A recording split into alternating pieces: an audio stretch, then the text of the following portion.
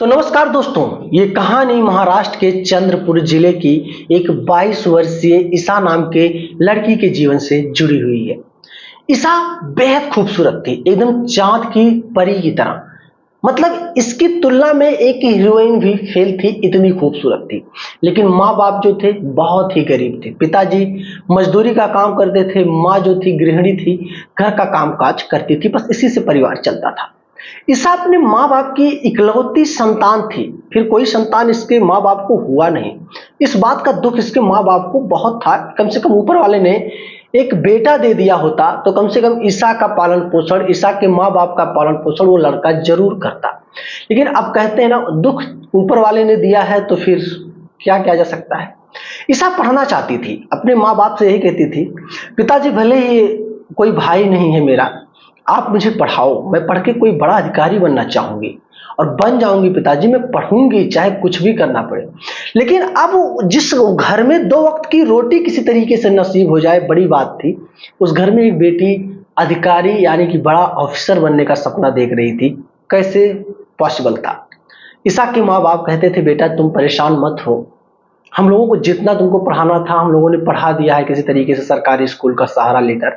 हम लोग अब ज्यादा पढ़ा नहीं पाएंगे, तुम माफ करना बेटा, कोई अच्छा सा घर देखकर मैं तुम्हारी शादी कर दूंगा और तुम वहां पे जाना। अगर तुम्हारा पति कमा धमा के तुमको पढ़ाना चाहेगा तो पढ़ना। बेटा हम लोग बहुत मजबूर हैं, क्या करें, कोई खेती बाड़ी भी नहीं है, किसी तरीके से मजदूरी करके लाता हूं तो परिवार का पालन पोषण चलता है। ईसा भी अपने माँ बाप की ये परेशानी, ये मजबूरी समझ रही थी, कुछ कही नहीं, चुपचाप पड़ी थी।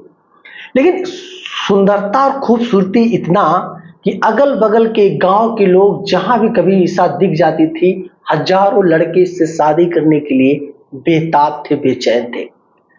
चंद्रपुर जिले का ही एक व्यापारी का लड़का है जो कि करोड़पति था, वो ईसा के प्यार में पागल था। धीरे धीरे करके वो पता करता है कि आखिर ये लड़की सच में किस गांव की रहने वाली है, इसके माता पिता क्या करते हैं, सब कुछ जानकारी लेता है। और उस लड़की की उम्र 32 साल थी, शादी अभी उसकी हुई नहीं थी। एक बड़े करोड़पति व्यापारी का इकलौता संतान था वो 32 साल का लड़का, जिसका नाम राजेश था। राजेश पता पूछते पूछते ईसा के घर पे आ जाता है, एक 25 लाख की गाड़ी लेकर। जब पहुंचता है तो ईसा के माँ बाप के बारे में पूछता है। ईसा को देखता है, देखते ही रह जाता है, पागल हो जाता है और अंदर से अंदर बहुत खुश हो जाता है। ईसा के माँ बाप से मिलता है और कहता है कि चाचा जी आप बुरा मत मानिए, तो मैं आपसे एक बात कहना चाहूंगा, आपकी लड़की मुझे बहुत पसंद है, तो आप कहोगे तो 2 साल में इंतजार कर लूंगा, लेकिन शादी मैं इसी से करना चाहूंगा, क्या आप तैयार हैं। ईसा के माता पिता लड़के का पहनावा, लड़के की पर्सनालिटी, उसकी महंगी गाड़ी को देखकर परेशान हो गए और समझ में नहीं आ रहा था कि वो हाँ कहें या ना कहें। ईसा के माँ और बाप उस लड़के के सामने हाथ जोड़ते हुए गिड़गिड़ाते हुए कहे, बेटा क्यों मजाक बना रहे हो मेरा, क्या हम ही गरीब मिले हैं मजाक बनाने के लिए, तुम्हें और कोई नहीं मिला है। राजेश कहता है कि मैं ये मजाक करने नहीं आया हूं, मैं सोच समझ कर आया हूं। अगर आप हाँ करते हो तो आप मेरे माता पिता से आके बात कर लो, मैं अपने माता पिता को समझा दूंगा, शादी की बात फिक्स हो जाती है। आपका एक भी रुपया शादी में खर्च नहीं होगा, बल्कि मैं अपने पास से जो जो 4, 6, 8 लाख, 10 लाख, 20 लाख जो भी आप खर्च करना चाहोगे वो पैसा मैं अपने पास से दूंगा। अब ईशा के माता पिता हैरान थे कि मानो कि वो कोई करिश्मा या सपना देख रहे हो, उनको यकीन नहीं पड़ रहा था। अब वो कहते हैं, ठीक है बेटा, आप बता दो आप कहाँ के रहने वाले हो, आपका घर कहाँ है, मैं जरूर आऊंगा। अब ईसा का पिता दूसरे दिन राजेश के पिता से मिलने के लिए जाता है। उधर राजेश अपने पिता से सारी कुछ चीजें बात करके रख देता है कि अगर मेरी शादी उस लड़की से नहीं हुई तो मैं मर जाऊंगा, मैं नहीं जीऊंगा, उसके पिताजी आने वाले हैं, शादी मुझे करनी है तो करनी है, चाहे जो हो। जैसे ईसा के पिता दूसरे दिन राजेश के बाप के पास पहुंचते हैं, राजेश के बाप पूछते आप कौन हो। राजेश का बाप कहता है, कौन हो आप बताओ, कम से कम चुप क्यों हो, आप कौन हो। तब तक ईसा का पिता कहता है, आपके बेटे ने आपको कुछ बताया नहीं, आपके बेटे ने कल मेरे घर मेरी बेटी का हाथ मांगने के लिए गया था। तब तक राजेश के पिता दौड़ के गले लगाते हैं, कहते हैं कि आप बैठिए, आपका क्या सेवा करूं। जो भी कुछ सेवा सत्कार की प्रोसेस होती है सब कुछ दिखावे के रूप में कह लो, चाहे जैसे, सब कुछ वहां पे हो जाता है। एक शादी का डेट भी फिक्स हो जाता है। अब धीरे धीरे करके ईसा के माँ बाप को ये लगने लगा कि सच में भगवान ने चमत्कार कर दिया हो। और सच में चमत्कार हुआ ही था ईसा की खूबसूरती की वजह से। ईसा को जब इस बात का पता चलता है कि उसकी शादी एक करोड़पति घराने में हो रही है, मात्र बस इस वजह से कि ईसा चांद से भी ज्यादा खूबसूरत है। अब ये सारी चीजें पूरे मोहल्ले में, पूरे इलाके में एकदम बौंडल सी मच गई कि फला जगह की लड़की एक करोड़पति व्यापारी के लड़के से शादी करने जा रही है। शादी विवाह का प्रोग्राम धीरे धीरे नजदीक आता है और शादी विवाह हो भी जाता है बहुत अच्छे से।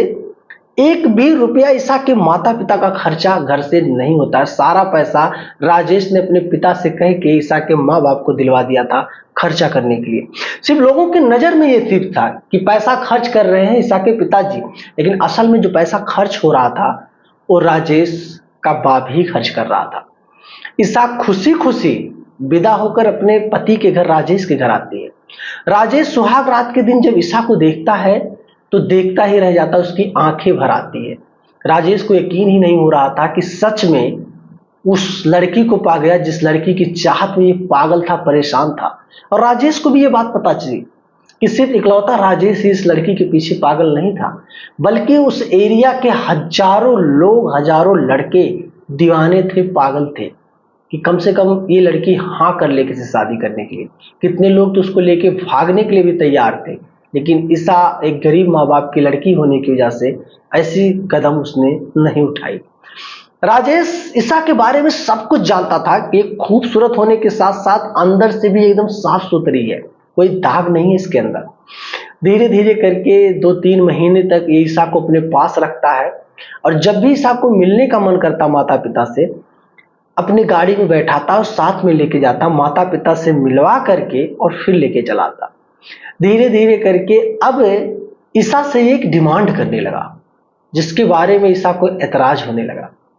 ईसा से रात में आता, हल्का फुल्का ड्रिंक कर लेता दोस्तों के साथ। दोस्त इसको कह देते जा पत्नी के साथ ये सारी चीजें करो, ये डिमांड करो, बहुत मजा आता है। वो ईसा के पास आता रात में ड्रिंक करके और कहता, ईसा मैंने अपने जीवन में सबसे ज्यादा अगर किसी चीज को चाहा है तो तुम तो मेरी एक एक चीजों का, मेरी एक एक जो मैं सोचता हूं हर चीज को पूरा तुमको करना होगा। ईसा ने कहा, आप जो भी कुछ कहिए, आप जान मांग लेंगे मैं जान दे दूंगा, लेकिन आप ऐसी बात मत कहिए। उसने कहा, राजेश ने, मैं जान नहीं मांग रहा हूं, मुझे बस 2 पल की खुशी चाहिए। क्या तुम मेरे साथ इस तरीके का चीज कर लोगी? ईसा कहती है, क्या? बोलता है, मुझे पीछे से करना बहुत अच्छा लगता है, क्या तैयार हो तुम? अब ईसा के दिमाग में अजीबोगरीब चीजें चलने लगी। ईसा तैयार होती है, बहुत सोचने के बाद कहती है, ठीक है, अगर आप चाहते हो तो मैं इसमें भी मना नहीं करूंगी। तैयार होती है, लेकिन उसको पीड़ा जो था बहुत ज्यादा था। अब वो मना कर देती है राजेश को, लेकिन राजेश मान नहीं रहा था। धीरे धीरे करके ये ड्रिंक करके आता और इसी तरीके का डिमांड ही करता, लेकिन ईसा को ये डिमांड समझ में नहीं आ रहा था, ना तो पसंद आ रहा था। अब ये धीरे धीरे करके इस पे ऐतराज जताने लगी, जिससे कि ईसा और राजेश के रिश्ते में अब दरार नहीं, बहुत दरार आने लगी। राजेश कहीं ना कहीं धीरे धीरे करके अब ईसा को नापसंद करने लगा था। अब राजेश ईसा से यही कहता, तुम इतनी बेकार हो, मुझे नहीं पता, मैं पहले से जानता तो शायद मैं तुमसे शादी नहीं करता। तुम सिर्फ देखने में खूबसूरत हो, लेकिन बहुत ही बेकार किस्म की लड़की हो। धीरे धीरे करके ईसा नहीं चाहती थी, लेकिन उसको दर्द इतना होता था कि वो मना कर देती थी, ना चाहती थी, बहुत कोशिश करती, लेकिन मना करना पड़ता इसको। धीरे धीरे करके राजेश के मन में एक ख्याल आता है, ईसा से ये कहता है, मैं तुम्हें तालाक देना चाहता हूं, मैं तुम्हारी जैसी लड़की हजारों को लाकर बैठा सकता हूं, मुझे तुम पसंद नहीं हो, तुम अपने रास्ते जाओ, जो भी तुम कहोगी मैं पैसा दे दूंगा तुमको, मैं अब तुम्हारे साथ नहीं रहना चाहता। ईसा को रोते हुए उसके घर पे लाके ईसा के माँ बाप के पास छोड़ देता है राजेश, और ईसा अपने माँ बाप से कहती है कि माँ अब वो मुझे नहीं रखेगा। उसके माँ बाप बहुत परेशान होते, बोलते बेटा आखिर बात क्या है, क्या तुमसे कोई गलती हुई है, आखिर वो ऐसा क्यों कह रहे हैं? ईसा कहती है, मुझे नहीं पता, वो मुझे रखना नहीं चाहते हैं। धीरे धीरे करके 3-4 दिन गुजर गया। ईसा की माँ ईसा से बहुत जबरदस्ती करती गई, बेटा बता तो दे, बता तो दे, आखिर बात क्या है, क्यों राजेश को रखना नहीं चाहता? ईसा यही कहती कि माँ उसके दिमाग में बहुत सारी चीजें उल्टी पलटी चलती हैं, वो मुझसे इस तरीके का डिमांड कर रहा है, बोलता मुझे पीछे से करना बहुत अच्छा लगता है, क्या माँ मुझसे नहीं हो पाएगा? मैं कैसे करूं, मैं बहुत बार कोशिश की लेकिन मुझसे नहीं हो पा रहा है। उसकी माँ जब ये सारी चीजें अपनी 22 साल की बेटी की जुबान से सुनती है तो परेशान हो जाती है कि आखिर अब वो अपने दामाद राजेश के बारे में क्या कहे। और उसकी माँ थोड़ा जिद में आ जाती है कि वो इंसान नहीं हैवान है। अब वो पुलिस के पास पहुंच जाती है। पुलिस से पूरे घटना के बारे में बताया जाता है। उसके बाद पुलिस फौरन राजेश और उसके बाप को गिरफ्तार करके थाने लाती है और वहां पे पूछताछ किया जाता है। अब राजेश यही कहता है कि साहब कुछ भी हो, जो मेरे शौक थे, जो मेरे डिमांड थे, मेरी पत्नी है, किसी राह चलती लड़की से मैंने नहीं कहा है, मैंने अपने पत्नी से कहा है, मैं अपनी पत्नी से हर डिमांड कर सकता हूँ और मैंने जबरदस्ती भी नहीं किया। इसको नहीं पसंद है तो ये अपने रास्ते में अपने रास्ते, मैं इसको तालाक दे रहा हूँ, मैं इसके साथ नहीं रहना चाहता। और ये सारी बातें जब थाने में सुना गया तो कहते हैं दोस्त, हर जगह जीत पैसे वालों की होती है और ले दे करके मामला वहीं से निपटा दिया गया। ईसा अपने माँ बाप के साथ अपने घर चली गई और राजेश अपने बाप के साथ अपने घर चला गया। लेकिन रकम राजेश ने इतना दिया था ईसा को कि उसके पिता एक दूसरी शादी उसका कर दिए।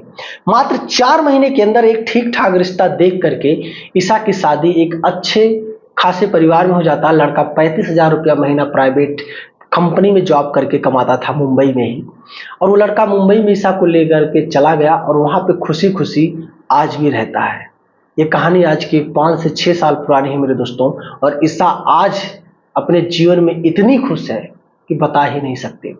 ये कहानी मेरे दोस्त ईसा की ही एक सहेली के माध्यम से ये कहानी पता चली। ईसा ने अपने एक सहेली से इस कहानी के बारे में जिक्र किया था। धीरे धीरे वो कहानी किसी ना किसी व्यक्ति के माध्यम से मेरे पास तक पहुंची और ये कहानी मैंने सोचा कि आप तक जरूर शेयर कर देनी चाहिए।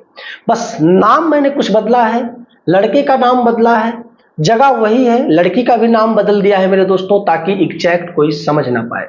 बाकी आप क्या कहना चाहोगे इस कहानी को सुनने के बाद, एक बार कमेंट जरूर करना और वीडियो पसंद आए तो लाइक करना और चैनल पे नए हो दोस्तों सब्सक्राइब करना। मिलूंगा फिर एक शानदार से कॉन्सेप्ट को लेकर, तब तक के लिए जय हिंद।